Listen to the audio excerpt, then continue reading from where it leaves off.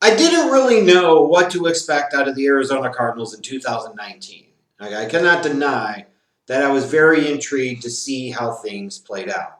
Because you're talking about a team in 2018 had hired Steve Wilkes to be the head coach, went from 15 to 10 in the draft, giving up a third round pick to move up 5 slots to go up and get Josh Rosen, the quarterback from UCLA, the Rosen one, if you will. So you've got a new coach, new first round pick at the quarterback position. Sure, you could go ahead and just throw away money and flush it down the toilet to Sam Bradford like morons like they did.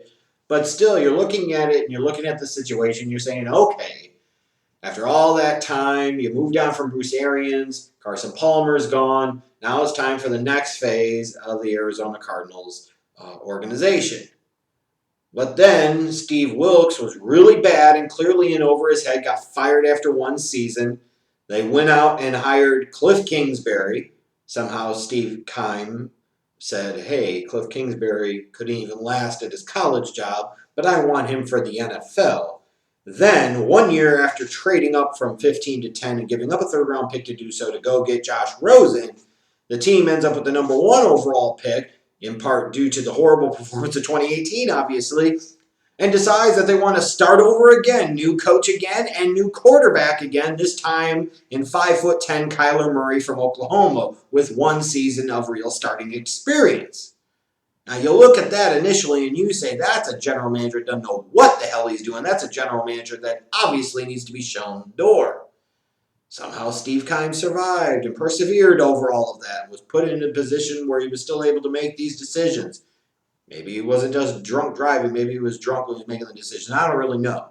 Well, you look at this Cardinals team, it's like if 2019 really just bottoms out and they suck and they're picking in the top 2 or 3 again, like how can you justify keeping the general manager, Steve Keim? Then you're bringing in a new general manager with Cliff Kingsbury as potentially a failed head coach and KYLER Murray, the quarterback chosen by a previous administration that ultimately did not succeed. Do you want to tie your future as the new general manager to this guy that the organization just took number 1 overall the year before?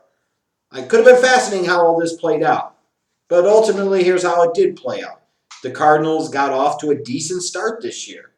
KYLER Murray was a day 1 starter. They went 3-3-1 in their first 7 games. That opening tie to Detroit and then winning 3 out of their next 6. And you're looking at them and you're saying, hey, you know what? They're not ready. They're not there yet. But the fact that through 7 games they're even in the mix speaks to KYLER Murray's doing something right and maybe Cliff Kingsbury is doing something right with him. Then they kind of came crashing back down to earth a little bit, lost their next 6 games. But it doesn't change the fact that some really good things did happen for the Cardinals this year. First off, KYLER Murray had a really solid rookie year. I don't know that the offensive talent around him is all that great, but you talk about a kid that I think threw for over 3,700 yards and was a dual threat type of guy. Like you could see the promise and the potential there. And if you think about it right now, when you talk about Oklahoma quarterbacks being drafted number 1 overall in back-to-back seasons, speaks to kind of Lincoln Riley and maybe why he would belong in the NFL and why NFL teams are going to be very interested in him. Dallas Cowboys.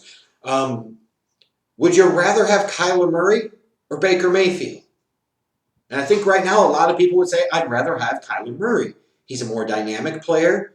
Looks like there could be more upside with him. You don't have the same attitude challenges and focus questions that maybe you have with a Baker Mayfield. But it could also be a kind of cautionary tale of KYLER Murray did all right in year number 1, but if you don't do the right things to help him in year number 2, he could regress, similar to Baker Mayfield. But nonetheless, he had a really solid rookie year. And if you're a Cardinals fan, you at least look at it and you say, you know what, we might have something. There is hope.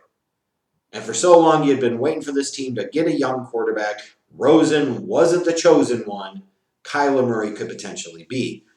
They made a midseason deal to bring in Kenyon Drake, the running back from the Dolphins, and it was a really good acquisition for him. He put up some really nice numbers, which is incredibly important considering they got very little from David Johnson.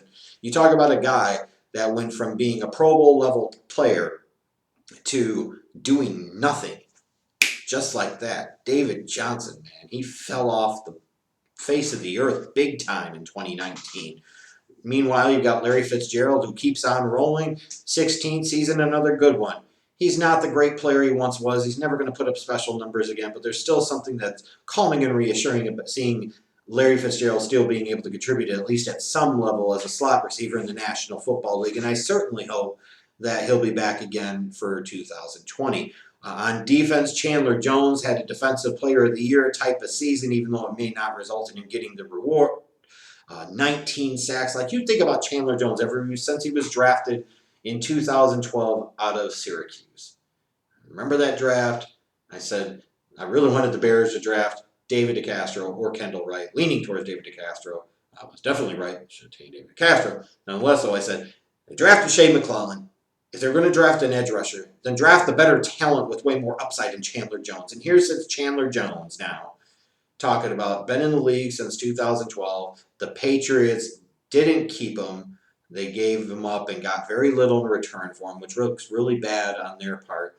But you talk about a guy 8 seasons into his career. You talk about a guy that's starting to position himself potentially for a bust at Canton. He really is. And it's a shame that he's in Arizona on not very good teams because he's just really kind of flying under the radar. But maybe this 19 sack season will bring some much-deserved attention to Chandler Jones and just how special of a pass rusher, just how special of a football player he truly is.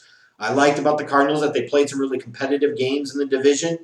Even with that defense really struggling, it's amazing you had Chandler Jones with 19 sacks, but I think wasn't it Patrick Peterson missed a few games.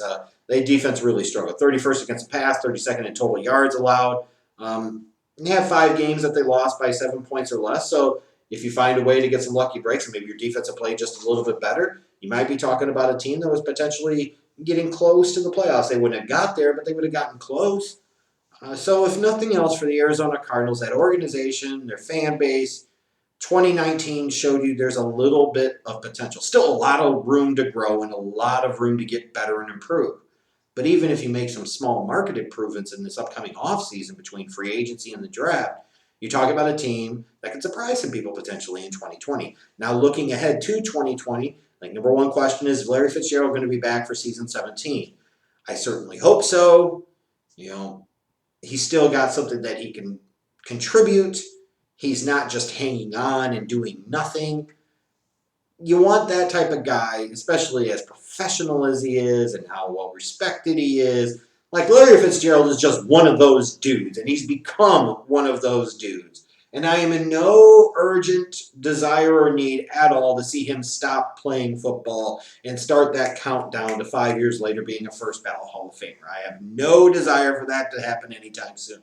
And if Larry Fitzgerald wants to continue to play, he's earned the right to do just that. Play now while you can. If you feel like you can physically put up with it and you want to, then do it. Because once you leave, you can't really come back. But if he doesn't, it's been a hell of a career, and we'll see you in 5 years or so in Canton, buddy. Looking at this 2019 draft class, obviously the most important thing by far is KYLER Murray. He looks like he could be the guy. Still a long ways to go before truly determining that, but he looks like he could be the guy. Their second-round pick, Byron Murphy, the corner from Washington. He's got upside. He played all 16 games. Andy Isabella, I think, was a disappointment. He needs to produce more, especially when you consider with Andy Isabella, he was acquired via the second-round pick that was acquired by trading Josh Rosen to the Dolphins. So if you think about it, the Arizona Cardinals took a 2018 15th overall pick and a third-round pick, and 1 year later flipped it into Andy Isabella. Like, when you think about that in its own isolated bubble, you need a hell of a lot more out of him than what you got out of him as a rookie. Zach Allen only played 4 games, no sacks, but I think you might get more out of him in 2020. Deontay Thompson played 11 games. Keyshawn Johnson had 21 catches as a rookie, so you talk about a day 3 guy. He came in and contributed a little bit on offense. That's a good thing. But going into this offseason, you got $67 million in cap space. One big decision to make, whether you're going to retain Patrick Peterson or not. But a slew of free agents. Obviously, Larry Fitzgerald being number 1. You got Marcus Gilbert, DJ Humphries, Charles Clay, Max Garcia, A.Q. Shipley, Brett Hundley, Kenyon Drake, Zach Kerr, Cassius Marsh. You may be looking at bringing back Fitzgerald if he wants to play another season, Kenyon Drake. Maybe you like Brett Hundley as the backup there. Maybe you're bringing back DJ Humphries, maybe not. Maybe Marcus Gilbert or Max Garcia or Shipley, maybe not.